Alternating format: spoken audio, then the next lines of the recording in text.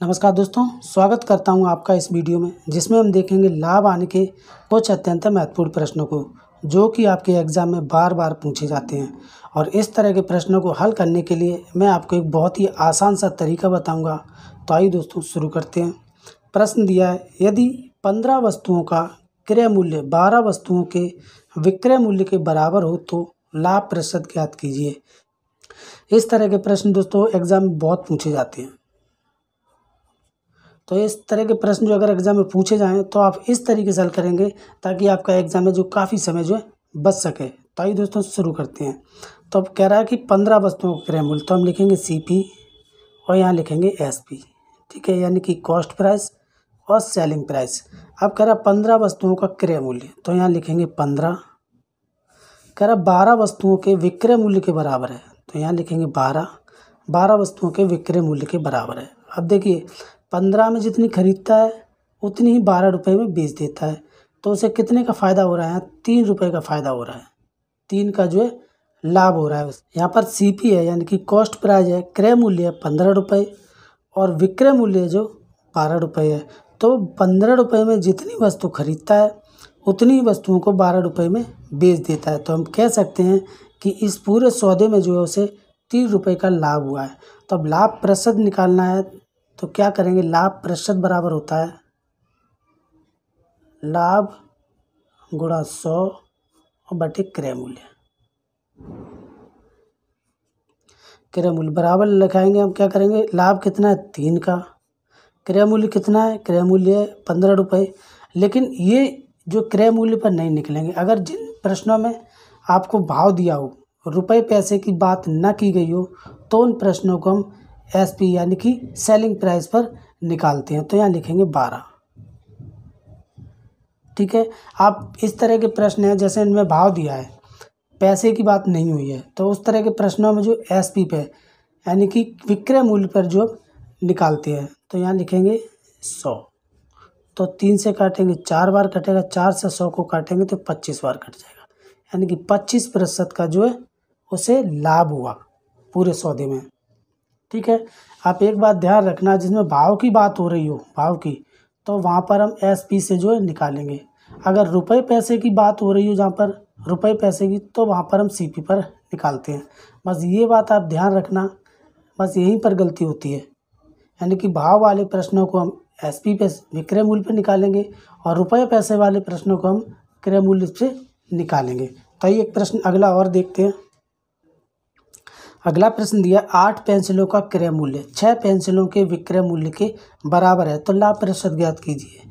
देखिए CP और SP, 8 पेंसिलों का क्रय मूल्य 8, 6 पेंसिलों का विक्रय मूल्य 6, यानी कि वो 8 रुपये में जितनी पेंसिलें खरीदता है उतनी पेंसिलें जो 6 रुपये में बेच देता है। मान लीजिए उसने 100 रुपये में 8 पेंसिलें खरीदी, ठीक है, और उस 100 रुपये की जो है 6 पेंसिलें बेच देता है, तो उसे कितना लाभ हो रहा है?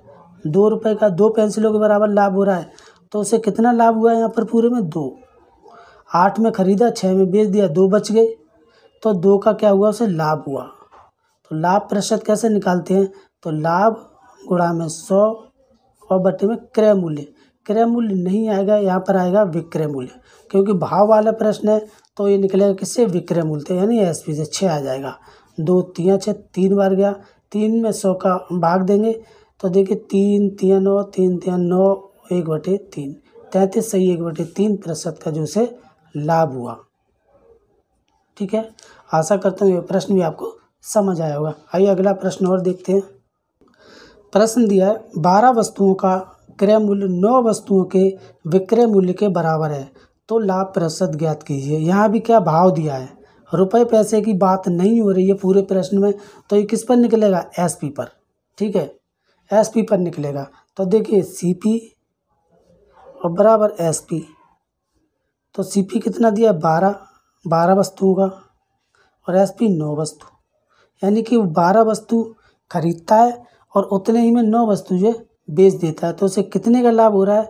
तो 9 3 12, 3 का लाभ हो रहा है उसे, ठीक है, लाभ। तो प्रतिशत लाभ निकालेंगे तो ये जो हो जाएगा 3 लाभ गुणा 100 बटा में क्रय मूल्य, क्रय मूल्य नहीं SP आएगा, तो यहाँ लिखेंगे 9, ये भाव वाला प्रश्न है तो एसपी पे निकलेगा, एसपी 9 है तो 3 तिया 9 हो जाएगा। ये भी कितना हो जाएगा, 3 का 9, 3 तिया 9, 1/3, 33 सही, 1/3% का इसमें भी उसे क्या हो रहा है, लाभ हो रहा है।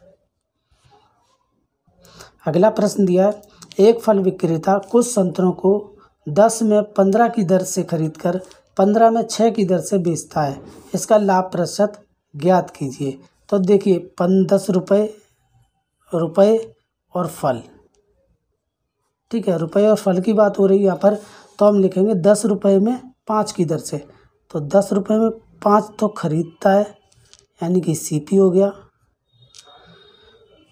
और 15 रुपये में 6 की बेच देता है, तो 15 में जो 6 बेच देता है, तो लाभ, तो प्रतिशत ज्ञात कीजिए, लाभ प्रतिशत। अब हम इस प्रश्न में क्या करेंगे, ये जो फल है इन फलों की संख्या हम समान कर लेंगे। समान कैसे करेंगे, 6 का गुणा यहाँ कर देंगे, 5 का यहाँ कर देंगे, फलों की संख्या जो समान हो जाएगी, तो बराबर हो जाएगा यहाँ पर 6 नहीं 60 हो जाएगा। 6 का गुणा 10 में करें तो 60 हो जाएगा, और ये आ जाएगा 6 5 6 30, यानी कि वो 60 रुपये में जो है 30 फल खरीद रहा है, और 15 पना 75, 15 पना 75, 75 रुपये में कितने, 6 पंजे 30 आम बेच रहा है।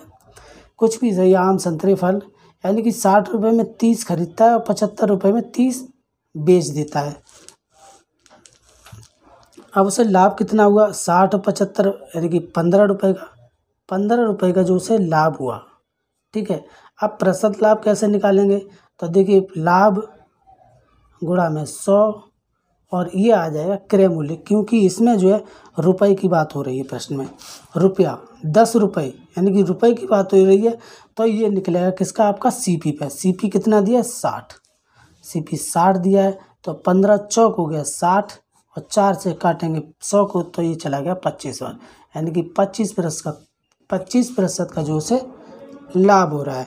तो आप ये समझ गए होंगे कि रुपए पैसे की बात होती है तो हम क्रय जो नीचे लिखेंगे क्रय मूल्य लिखेंगे, और अगर भाव की बात होती है तो हम लिखेंगे विक्रय मूल्य, ठीक है। तो इस तरह से ऐसे प्रश्नों को बहुत ही आसानी से हल कर सकते हैं। आशा करता हूँ दोस्तों आपको ये वीडियो पसंद आई होगी।